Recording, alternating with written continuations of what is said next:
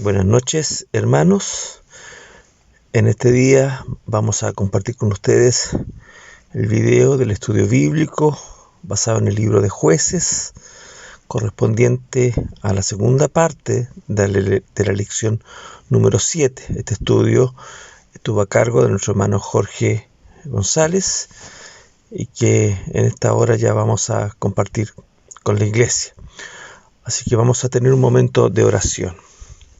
Padre nuestro, Señor, te damos gracias por este momento y por el día que tú nos has dado de vida, Señor, por tus cuidados. Gracias, Señor, porque también podemos tener el tiempo para compartir tu palabra, para que, oh Dios, esta palabra, en razón, Señor, de tus propósitos en la vida de cada uno de nosotros, aquello para lo cual tú la envías, oh Señor, para enseñarnos, para instruirnos, para moldearnos, Señor, de acuerdo a tu voluntad.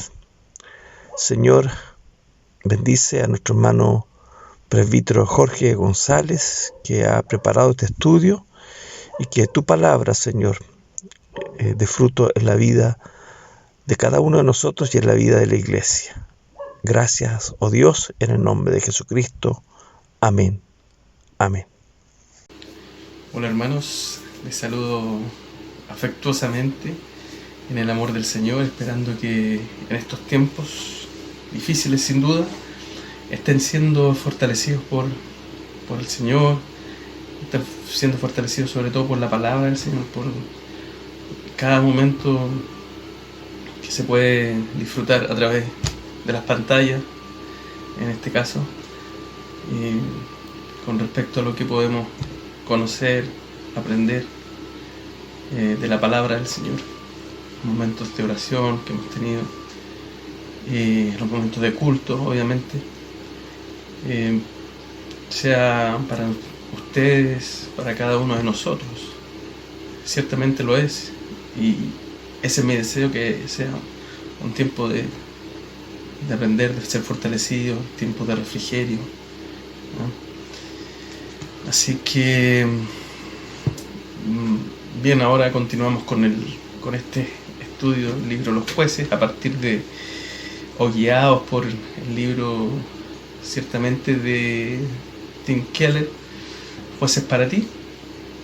Y en esta oportunidad me corresponde hacer la parte número 2 de la lección número 7, ¿ya?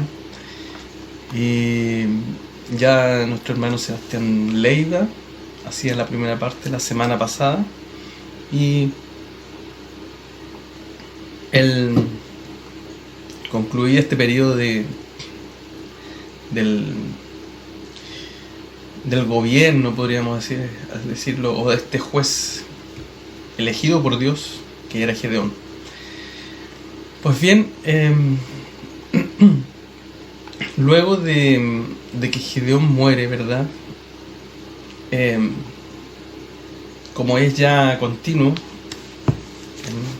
en este libro de los jueces, el pueblo de Israel, o como dice la palabra, los hijos de Israel, se volvieron a prostituir y a adorar a otros dioses. En este caso lo identifica como Baal Berit, que básicamente significa el Señor del pacto. Ese es el significado de ese Dios. Así que, como podemos ver, hasta ahora los ciclos se están repitiendo de manera casi familiar. Nosotros nos hemos familiarizado con estos ciclos que marcan de alguna manera el libro de Jueces, y además que marcan la forma en que se relatan los hechos, ¿verdad? Siguiendo siempre este espiral continuo que cada vez va ascendiendo en términos del pecado y de la crueldad del pueblo, ¿ya? Vemos, ¿no es cierto?, el pecado del hombre, la opresión por parte de otros pueblos, el pecado de Israel en este caso, la opresión por parte de los pueblos, de los otros pueblos o reinos que subsistían o convivían a los alrededores, ¿verdad? Por otro lado, luego de la opresión, el clamor del pueblo, Dios hace el levantamiento de este juez, llama a un juez, lo combina, lo recluta, lo capacita para que sea juez, para que sea el salvador de este pueblo que está siendo oprimido. Este juez alcanza la victoria, luego viene paz. La palabra dice que luego de Gedeón vienen muchos años de paz, 40 años de paz, ¿verdad? Pero luego de esto, hermanos, viene, luego de la muerte de Gedeón, como les decía, el pueblo se volvió a prostituir, pero después de esta etapa viene una etapa bien triste y casi, digamos, un episodio horrendo en la vida del pueblo de Israel, ¿verdad? Este episodio que se comienza a relatar a partir del capítulo 9. Veíamos que nuestro hermano Sebastián terminaba en los últimos versículos del capítulo 8, perdón, y a partir del capítulo 9, como digo, se vive un capítulo, un escenario horrendo dentro del pueblo de Israel y todo lo que se comienza a vivir, y esto a partir de la figura de un hombre llamado, como ya lo adelantaba nuestro hermano Sebastián también, Abimelech. Como tal como Sebastián decía, Abimelech significa hijo de rey, ¿ya? Este hombre, ¿no es cierto?, había nacido a partir de una relación de Gedeón con una concubina, ¿ya? Por lo tanto, Abimelech no era hijo legítimo de Gedeón. Gedeón había tenido 70 hijos, por lo tanto había tenido muchas esposas, pero esta mujer no era reconocida como tal, como una esposa, solo era una concubina. Por lo tanto, Abimelech no era reconocido como hijo legítimo. Por lo tanto, podemos imaginar la vida que él llevó, siempre relegado, siempre sintiéndose desplazado, ¿no es cierto?, por el resto de la familia y de los hijos legítimos de Abimelech. Y así también su madre y el resto de su familia lo veían a él, ¿no es cierto?, como alguien que había sido siempre desplazado o dejado de lado por este cuasi rey que había sido Gedeón. Recordemos que, como decía la semana pasada nuestro hermano, él no aceptó ser rey, aun cuando el pueblo le propuso serlo, pero terminó actuando como tal, ¿verdad?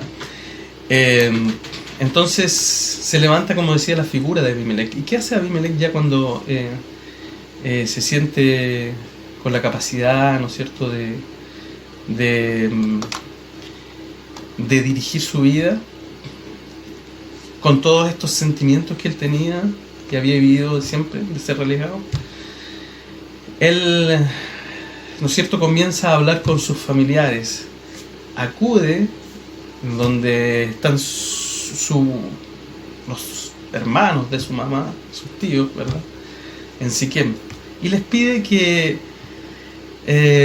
ellos intercedan, hablen con los líderes de Siquem para que él pueda gobernar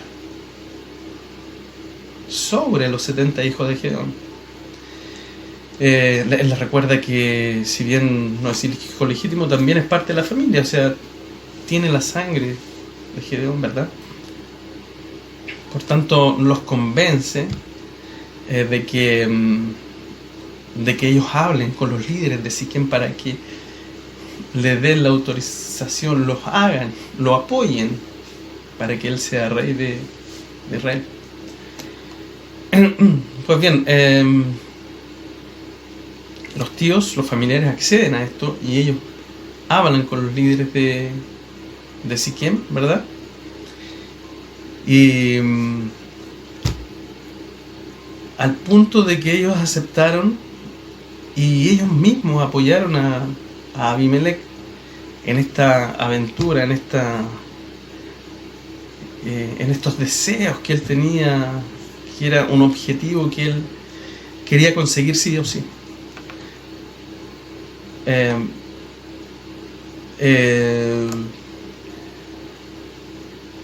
Decía que al tal punto fue este apoyo que ellos mismos, desde el templo de Baal Berit, ya lo veíamos, que era el dios que adoraban ellos, luego de que desapareció la figura como rey de Gedeón, y que él mismo llevó de alguna manera, como lo veíamos la semana pasada, a que el pueblo se prostituyera, teniendo actitudes, ¿no es cierto?, de idolatría también. El pueblo estaba adorando a este Dios y tenía un templo. Desde este mismo templo ellos sacaron 70 piezas de oro, las cuales se las ofrecieron a Abimelech, ¿verdad? ¿Y qué es lo que hace Abimelech con esta riqueza, ¿verdad? Él contrata a unos matones, algo así como la Biblia lo dice, que eran gente detestable, ¿verdad? Y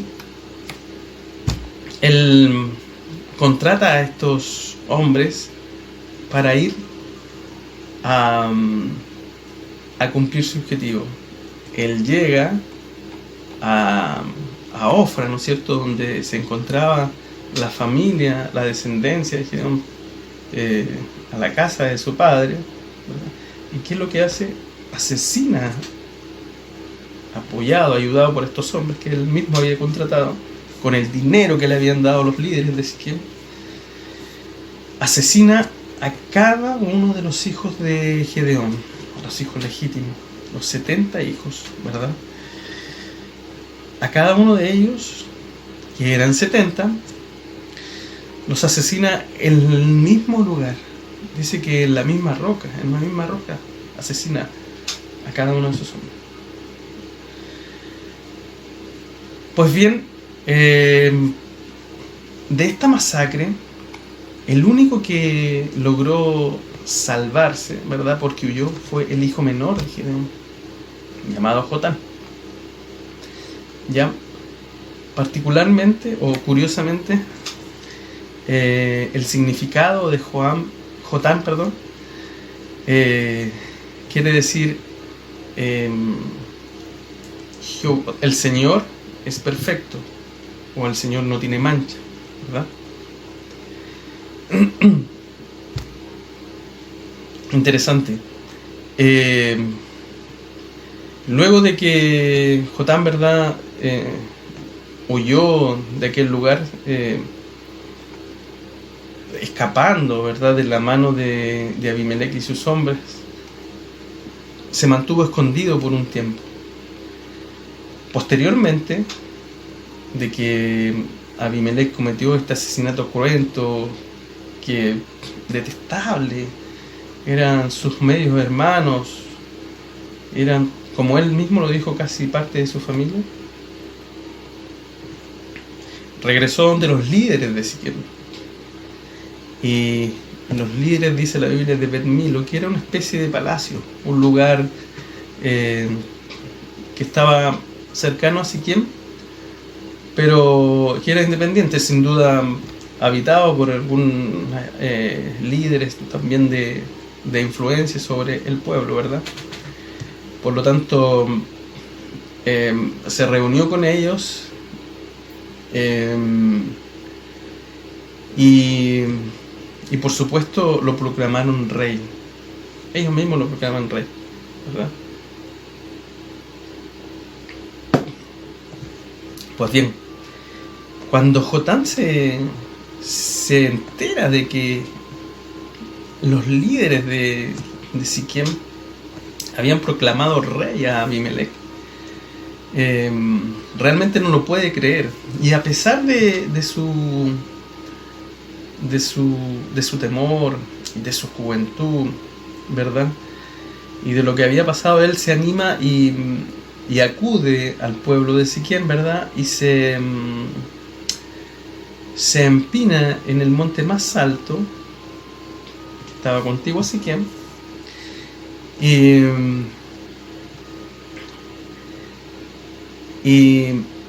desde allí, ¿no es cierto?, encara de alguna forma a los líderes de Siquem, diciendo lo siguiente.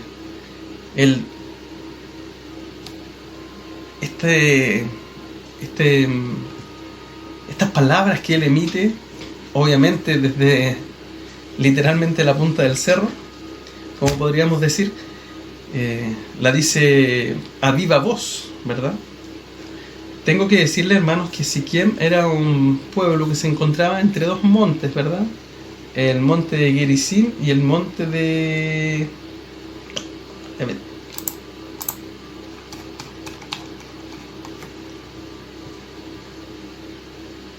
el monte de Ebal, Gerizim y Ebal.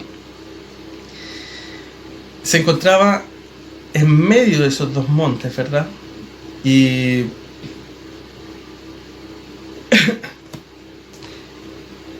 Gerizim era ciertamente el monte más alto, Ebed era un poco más bajo. Entonces él se empina en el monte más alto, ¿verdad? Y a viva voz comienza a emplazar a los líderes de Siquem.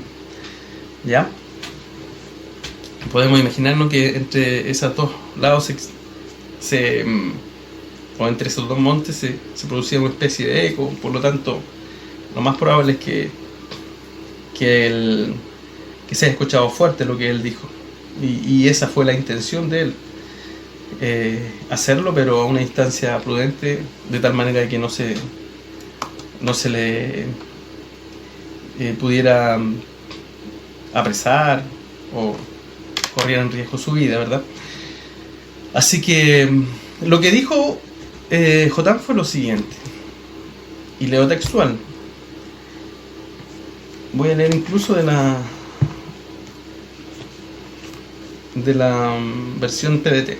Dice: escúchenme todos los líderes de Siquem, que luego Dios los escuchará. Un día los árboles decidieron nombrar un rey para que los gobernara. Así que le pidieron al olivo que fuera el gobernante. Pero el olivo les dijo que no, porque para ser rey tendría que dejar de producir su aceite. Ese aceite es muy útil para honrar a Dios y a los hombres. Luego le dijeron a la higuera que fuera gobernante, pero la higuera respondió que no, porque para ser rey tendría que dejar de producir sus dulces y sabrosos frutos. Entonces los árboles le pidieron al viñedo que fuera el rey, pero el viñedo dijo que no, porque para ser rey tendría que dejar de producir vino, y el vino hace felices a Dios y a los hombres. Finalmente los árboles le pidieron al árbol de espinas que fuera el rey, pero el árbol de espinas respondió: si de verdad quieren que yo sea el rey, entonces vengan a buscar mi sombra. Pero si no quieren, entonces que salga fuego del espino y que se quemen todos los cedros del Líbano. Entonces, el emplazamiento que hace Jotam es el siguiente: y ahora les pido que piensen, si ustedes fueron totalmente honestos cuando hicieron rey a Abimelech, piensen si han sido justos con Jerubbaal, Gedeón, y su familia. Si se han portado bien con Gedeón, como él se portó con ustedes. Mi papá luchó por ustedes, arriesgó su vida y los liberó del poder de los madianitas. Pero ustedes se han rebelado contra mi padre y han matado a todos sus hijos y a todos al mismo tiempo. Han elegido a Abimelech para que sea el gobernante de Siquem. Él es el único hijo de la esclava de mi papá, pero lo convirtieron en rey porque es su familiar. Si han sido totalmente honestos con Gedeón y su familia, entonces espero que estén felices con Abimelech como rey, y que él también esté feliz con ustedes. Pero líderes de Siquem, y de Bet Milo. Si ustedes no han obrado bien, entonces que salga fuego de la boca de Abimelech y los queme a todos, y que salga fuego de la boca de ustedes para que se queme Abimelech.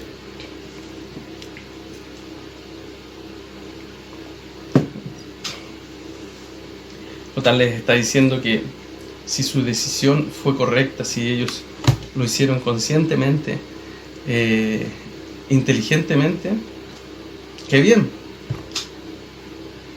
que sea de bendición o que sean felices, ellos y Abimelech. Pero que si no fue así, que si no tuvieron en cuenta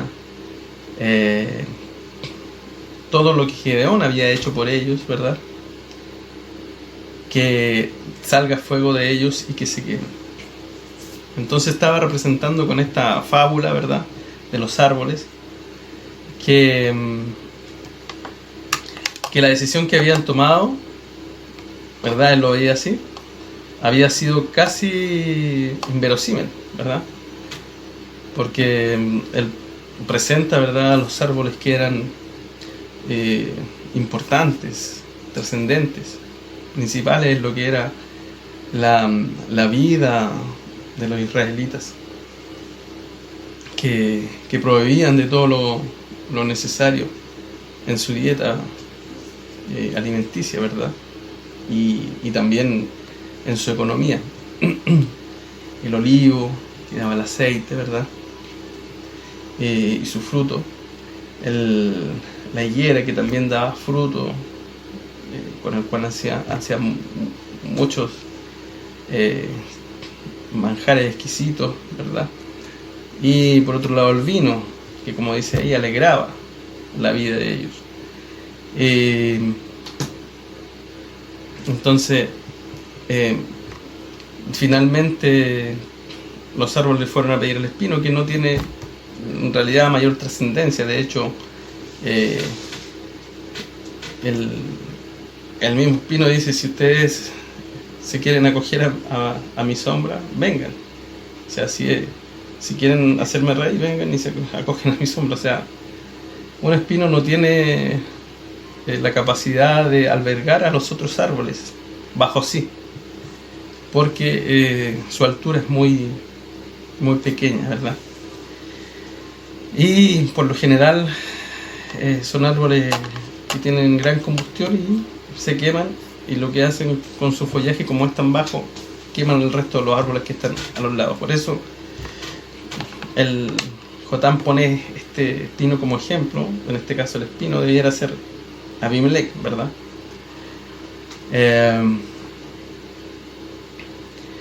Entonces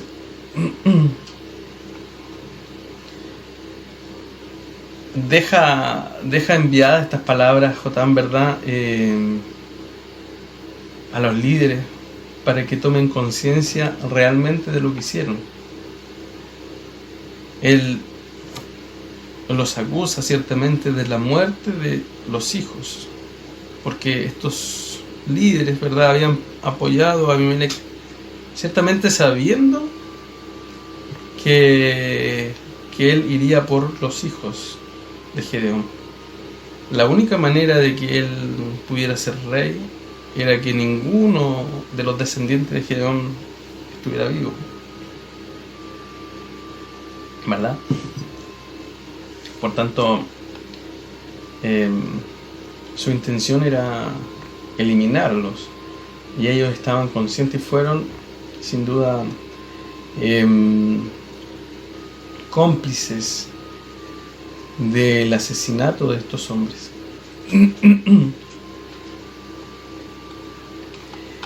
Así que Jotam viene a ser como una especie de profeta que anuncia de alguna manera el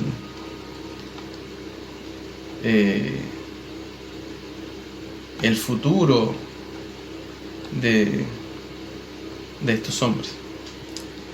Bueno, después veremos cómo se desarrolla esta historia, pero en lo que esta lección respecta, veremos hasta ahí, porque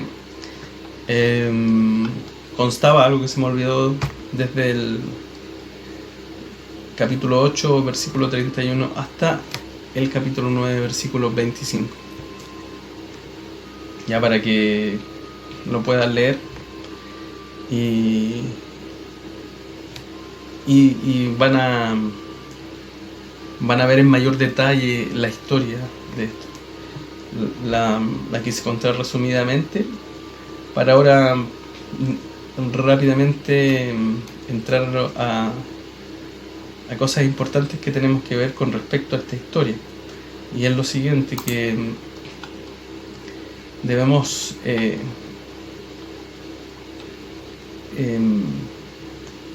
saber, debemos tener en cuenta, ¿verdad?, que la ciudad donde se desarrolla todo este episodio horrendo es una ciudad, un lugar muy importante, de gran trascendencia para el pueblo de Israel, que tenía una historia importante en lo que era la relación del pueblo con Dios. En aquel lugar Dios se le apareció a Abraham. Lo vemos en el capítulo 12 de Génesis, versículos 6 y 7. Y voy a leer un poco para que podamos entender. Dice: Abraham viajó por esa tierra hacia el santuario de Siquem y fue hasta el gran árbol de Moré. En aquel tiempo los cananeos estaban en esa tierra. El Señor se le apareció a Abraham y le dijo: les daré esta tierra a tus descendientes. Abraham le construyó ahí un altar al Señor que se le había aparecido. Dios hace una promesa en ese lugar. Y Abraham, ¿verdad?, construye ahí un altar. O sea, el pueblo recordaba, obviamente, lo que Dios le había prometido a Abraham, el padre Abraham, como ellos le llamaban. Entonces era de gran importancia. Y mucho más cercano a ellos, también Josué había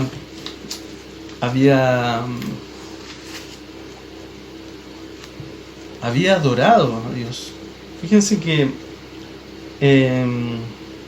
luego de una gran batalla que había librado Josué, ¿verdad?, donde destruyó el pueblo de Jai, para celebrar se dirigieron a este lugar. Y ahí incluso dice la escritura que Josué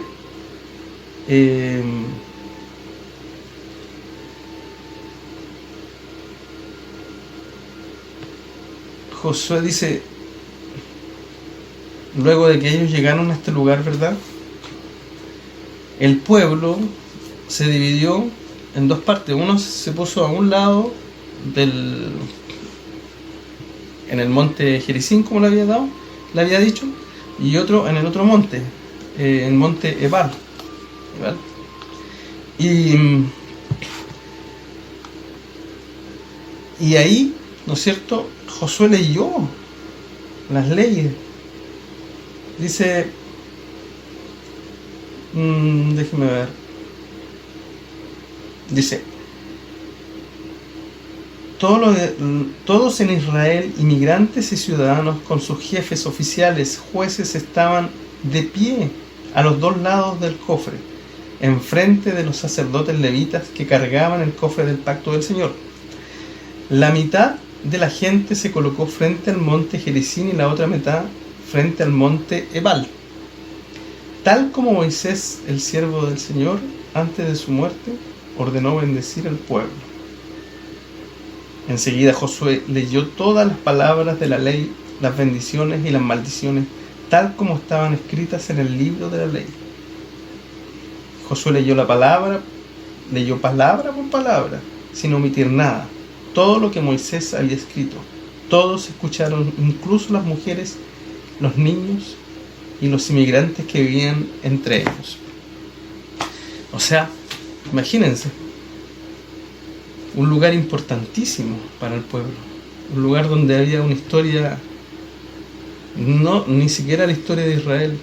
Bueno, la historia de Israel no se puede contar sin Dios, pero donde estaba la presencia de Dios y en medio del pueblo en aquel entonces o en ese momento, y además la lectura de la ley, dice, con sus bendiciones y también con sus maldiciones.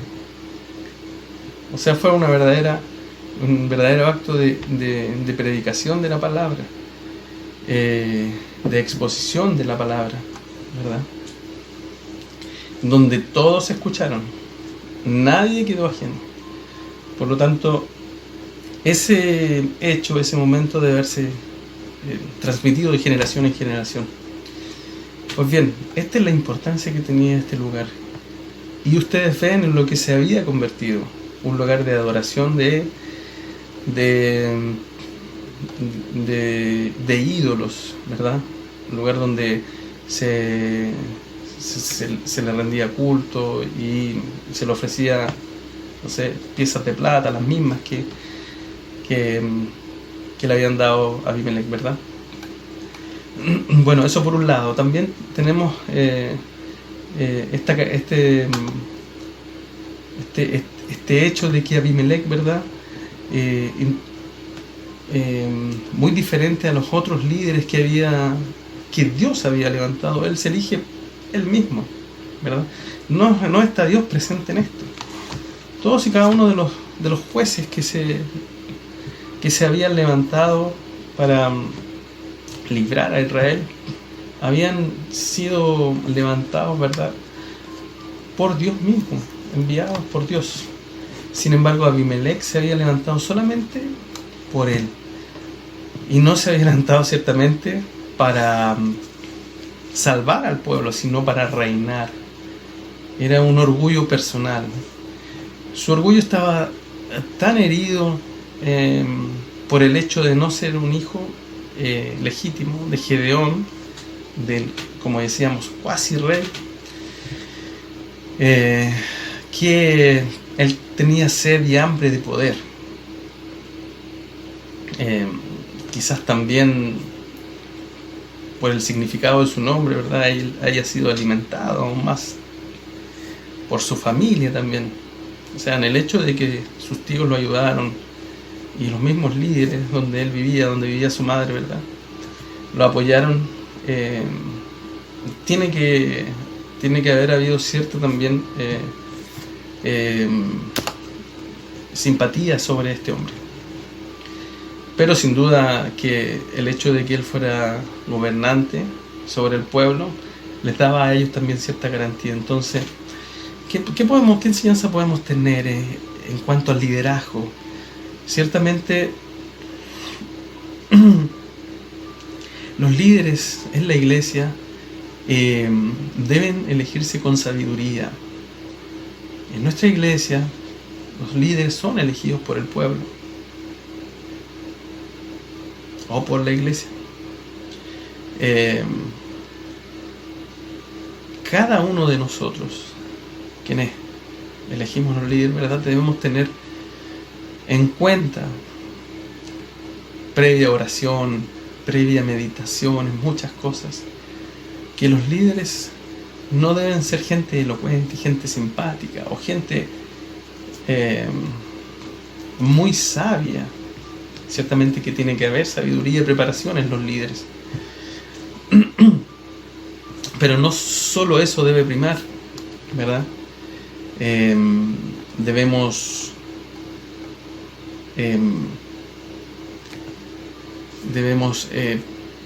tener en cuenta que lo principal es que aquellos líderes de nuestra congregación, y sea donde la congregación que el Señor nos lleve, quizás más adelante, no lo sabemos, pero ahora en la congregación donde estamos deben ser líderes que sean rectos, líderes que sean totalmente guiados por la palabra, ¿verdad? Dios no quiere que que tengamos líderes, ¿verdad?, bien educados o bien vestidos, o escogidos por razones equivocadas, como lo era Abimelec. Abimelec fue elegido por hombres y mujeres que también estaban pensando en sus beneficios. Hermanos amados, cuando elegimos un líder, no debemos pensar en lo que nos va a beneficiar a nosotros en lo personal, o en que este líder sea apegado a mis ideas, que este líder tenga los mismos gustos que tengo yo, que este líder es simpático, que este líder es buena onda. Hermanos amados, ciertamente muchas veces no hay líderes que no son de nuestro total agrado humanamente, pero que vemos en ellos el apegarse a la palabra, el tratar, el perseverar en mantener una familia conforme a la palabra de Dios. Y eso lo podemos ver en testimonios. Nos da una gran enseñanza sobre cómo debemos escoger a nuestros líderes. Líderes que deben ser intachables. Líderes que deben, por sobre todas las cosas, procurar la unidad de la iglesia por sobre las otras cosas. Procurar la sana doctrina por sobre las otras cosas. El líder, el pastor, es elegido para apacentar la grey del Señor, para instruir, para enseñar, para dirigir, en amor. Eso por un lado, ¿ya? Vemos este carácter de Abimelec, de un poder desenfrenado, ¿verdad?, donde solamente priman sus objetivos y sus deseos de poder.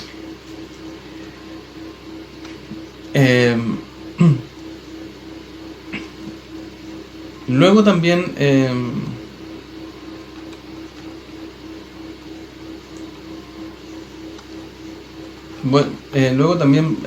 nos fijamos o vemos este contraste, ¿verdad?, que hay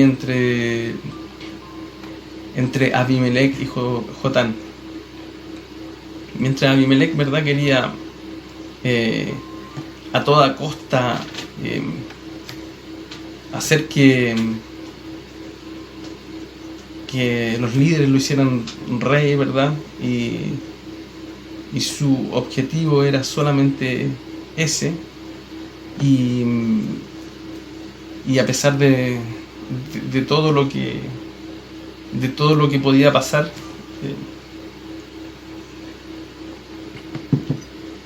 él iba a ir contra todo, incluso lo que hizo que fue matar a los 70 hermanastros suyos, ¿verdad? Por otro lado vemos a Jotán, ¿verdad?, que es interesante que haya sido el hijo menor de Abimelec, de Gedeón, que se había salvado de esta matanza que había hecho Abimelec, ¿verdad? Y Dios le haya dado la valentía para poder emitir estas palabras que finalmente serían palabras que calarían hondo en la vida de Abimelec y los habitantes de Siquem. No porque ellos hicieran caso de estas palabras, sino que porque Dios, a partir de eso, emite también un juicio sobre la vida de Abimelec. Es importante tener en cuenta, ¿verdad?, que la intención de Jotán era que estos hombres y mujeres, o en este caso los líderes, quienes dirigían y tenían la responsabilidad de dirigir al pueblo, ¿verdad?,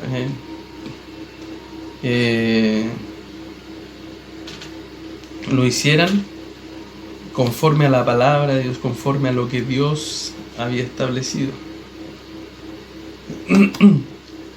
Pero ellos estaban lejos de eso, estaban lejos, ya hace mucho tiempo que el pueblo se había alejado y ya no escuchaba la voz de Dios, ya se había olvidado de lo que de alguna forma también Gedeón les había dicho en cuanto al reinado de un hombre, ¿verdad?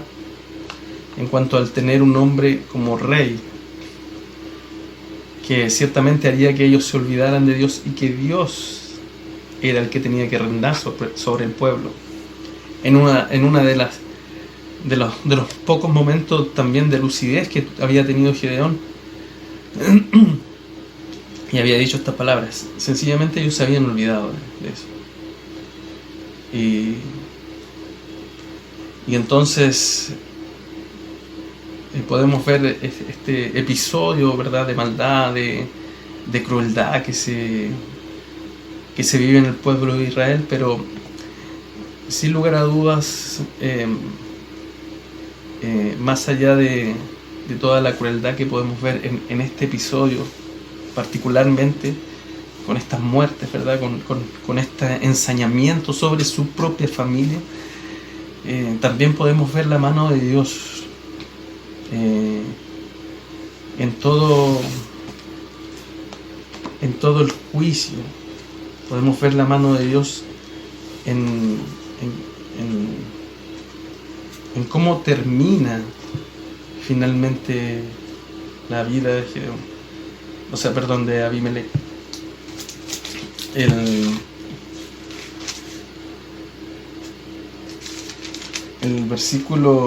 Los versículos 22 al 25, los últimos versículos dicen: Abimelech gobernó en Israel durante 3 años, pero Dios causó problemas entre Abimelech y los líderes de Siquem, quienes dejaron de ser leales a Abimelech. Dios causó problemas en algunas versiones dice, Dios puso enemistad entre Abimelech y los líderes de Siquem, quienes dejaron de ser leales a Abimelech. Eso sucedió para que pagaran por lo que habían hecho, pues Abimelech había matado a sus propios hermanos, los 70 hijos de Gedeón, y los líderes de Siquem habían ayudado a Abimelech en semejante asesinato. Y ellos enviaron hombres a las montañas para que asaltaran a los que pasaran por allí, y Abimelech se enteró de lo que pasaba. Bueno, principalmente lo que dice aquí es que Dios mismo puso enemistad entre esta alianza de maldad que se había hecho entre Abimelech y los líderes de Siquem. ¿Para qué? Para que pagaran por el mal que habían hecho. Sin duda Dios, hermanos amados, sí emite juicio sobre hombres en esta vida. Y si de alguna manera nos pudiéramos enterar de que no es así, en muchas personas, sabemos que habrá un juicio, sabemos que debemos dar cuenta, cada uno de nosotros, de cada uno de los hechos de nuestra vida. Dice la palabra que debemos dar cuenta de todos nuestros hechos, sean malos o sean buenos. Sin duda que a muchos Dios le dará su paga por el pecado en esta vida. Pero ninguno de nosotros podrá salvarse del juicio de Dios, como dice la palabra, en la ira venidera. Ciertamente aquellos que hemos creído, aquellos a quienes Dios nos ha mirado con misericordia,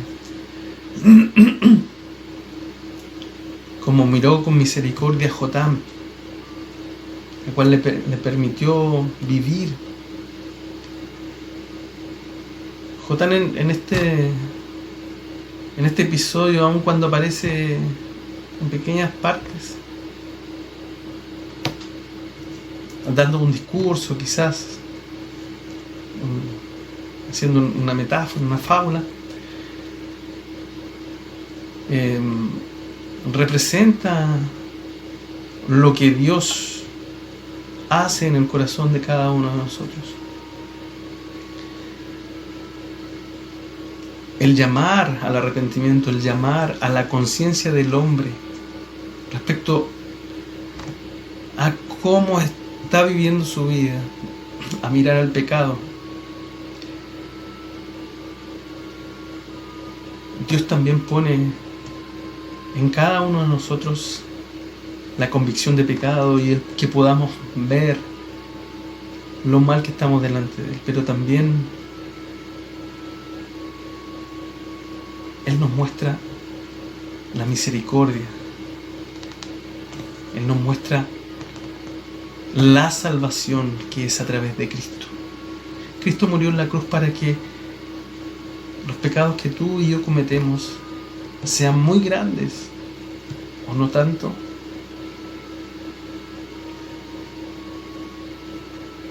Él los perdone. Él murió en la cruz para que nuestros pecados sean perdonados.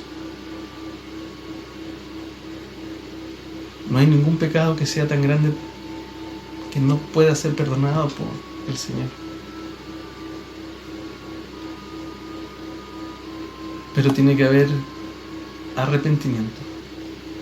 Arrepentimiento que es producido por la fe que Dios pone en nosotros. Hermanos amados, que el Señor les bendiga. Me despido y deseándoles que el Señor les esté fortaleciendo en todo. Que el Señor les esté animando a que puedan ustedes escudriñar la Escritura y ver toda la riqueza que hay en este libro y en muchos libros de la Biblia. Sin duda lo que hacemos es tratar de motivarlos a que puedan escudriñar la palabra y ver las maravillas que hay en ella, porque en ella, en la palabra del Señor, está lo que Él quiere mostrar para tu vida y para mi vida. Así que le invito a que tengamos un momento de oración para terminar. Dios amado, te damos gracias por este momento que hemos tenido de comunión contigo, Señor, porque hemos podido ver tu palabra, sacar de ella enseñanza y sin duda podemos de ella adquirir sabiduría, oh Dios. Padre amado, a través de las historias de hombres y mujeres, tú nos enseñas, Señor, que hay muchas cosas que en la vida del hombre se van repitiendo, Señor. Sin duda el pecado del hombre desde siempre ha sido el mismo, Señor.